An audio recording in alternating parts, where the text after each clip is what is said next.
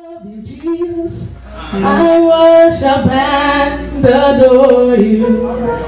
Just want to tell you, Lord, I love you more than anything.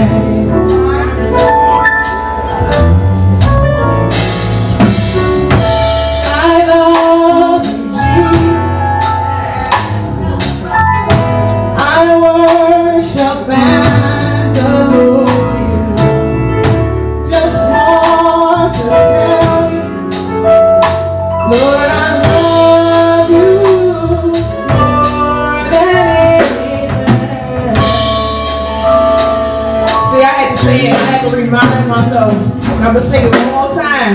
Because I'm like, God, I can't get up here in front of these people. And I can't say all this stuff. And God, you just can't get up and say that you're the leader of a ministry and then talk about not wanting to live no more. I can't tell people stuff like that. And God just had to remind me that I love him more than anything. So I just had to remind myself before I get started.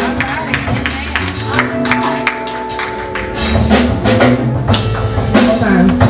I love you, Jesus. I worship and adore you. Just want to tell you, Lord, I love you more than anything. See, I have to get up here and I have to give my testimony. And I remember I was standing right here in this corner at FLATLINE #1. And I looked out over the crowd and everybody's hands was upraised and everybody was deep in worship. And I thought about it and I was like, God, I think it's amazing that I had something to do with this event. I had something to do with a move of God that was that extravagant. And I was like, God, why me? Why would you pick me to do something like this? And God responded to me and he said, why not you? And I was like, what?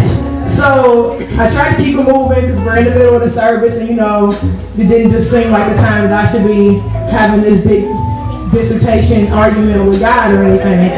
So I keep thinking about it and I keep thinking about it and I keep thinking about it. And about a week later, I'm like, God, what do you mean? Why not me? Like, I can give a billion reasons as to why I shouldn't have had anything to do with a move of God that was just that big, because I was like, God, I'm just not worthy in any way, shape, or form for all the glory that people try to give me and all the compliments and all the, oh, it's Anita, oh, it's MsFilled. And I was like, these people just don't know about all this other stuff.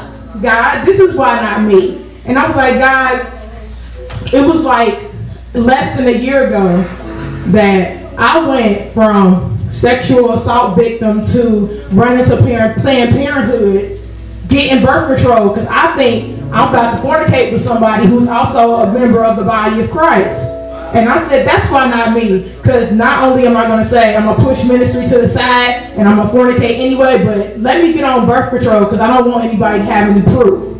That's why not me, God. I said, God, not even a year ago, I quit all kinds of ministries. I was helping all these people and doing all this stuff, and I just quit because I don't want to do ministry no more. I want to do it on one hand because I know I'm called and I'm chosen and I'm appointed, but on the other hand, I don't want to be called and I don't want to be chosen, nor do I want to be appointed. And I said, God, how could you choose me to do something like this? It doesn't make any sense to me. So even though I didn't actually quit FLATLINE, I quit FLATLINE. I didn't make it official because I couldn't, but I quit my own ministry. I'm the leader of the ministry and I quit because I said, God, I'm not going to do it. I can't do it. I'm just not.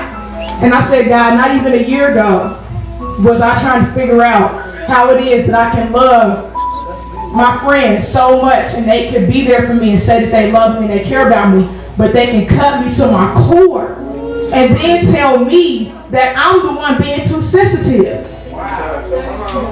And I said, God, what sense does that make? I said, God, how could it be possible for me to love somebody so much that I feel like one of my purposes in life is to help him reach his purpose and your calling?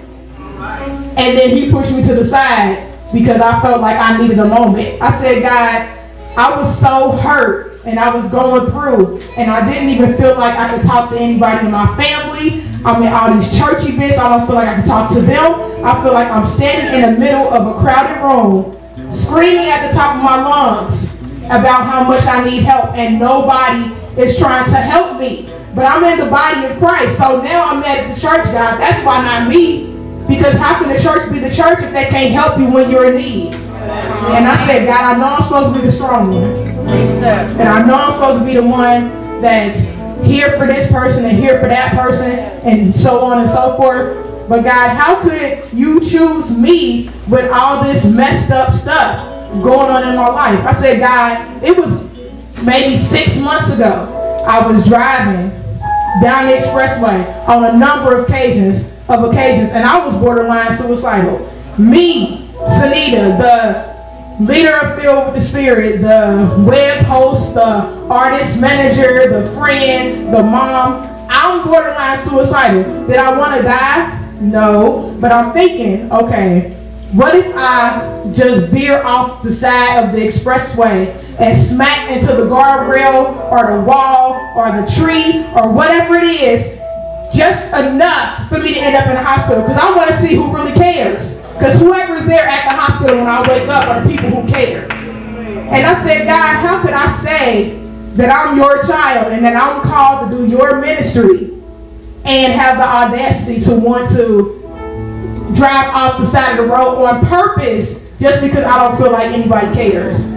I said, God, less than a year ago, I was broke down, busted, disgusted, sad, crying, depressed, don't want to get out the bed, hated my job, all kinds of everything was going on less than a year ago. And I realized, you know, if I'm thinking about veering off the road, I probably need to get some help. So I call my friends and I say, hey y'all, I want to have a prayer meeting tonight.